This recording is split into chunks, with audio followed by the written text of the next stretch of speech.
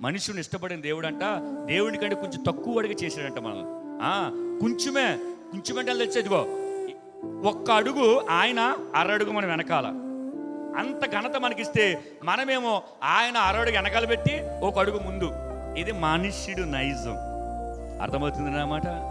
అందుకే లోకములో ఉన్న వాటినంటే ప్రకృతికి సంబంధించినవి, మనుషులను మనిషికి సంబంధించిన ఇటయి బంగళాలు, బిల్డింగులు, డబ్బులు, ఆస్తులు వీటిని ప్రేమించినట్లుగా అంటే మనుషులు ప్రేమించలేరు, అదే మనుషులు దేవుడిని ప్రేమించలేరు.